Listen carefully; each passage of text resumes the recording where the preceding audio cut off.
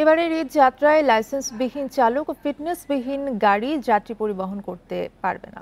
কেউ নিষেধাজ্ঞা অমান্য করলে প্রয়োজনীয় ব্যবস্থা নেওয়ার হুঁশিয়ারি দিয়েছে সড়ক পরিবহন মালিক সমিতি ও সড়ক পরিবহন শ্রমিক ফেডারেশন। সকালে জাতীয় প্রেস ক্লাবে যৌথ সংবাদ সম্মেলনে এই হুঁশিয়ারি দেওয়া হয়। এ সময় সংগঠন দুটির পক্ষ থেকে 10 দফা দাবিও তুলে ধরেন নেতারা।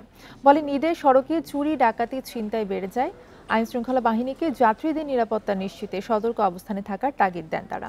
ঈদের আগের 5 দিন ও পরের কয়েকদিন টহল জোরদারের দাবি জানান। কোথাও অতিরিক্ত ভাড়া আদায় হলে যাত্রীদের টার্মিনালের হেল্প ডেস্কে জানানোর আহ্বান জানান।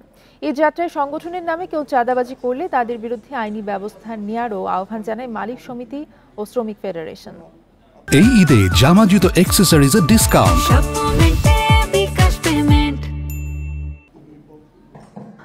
যাত্রীদের ঢাকা থেকে তার গন্তব্যে পৌঁছানোর জন্য, নিরাপত্তার সাথে পৌঁছানোর জন্য আমরা 24 ঘন্টা সার্ভিস দিয়ে যাচ্ছি।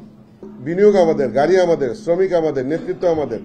আমরা কোনো ফাঁক ফোকরে বেশি টাকা অর্থ নেয় কিনা আমরা দেখছি। ঈদের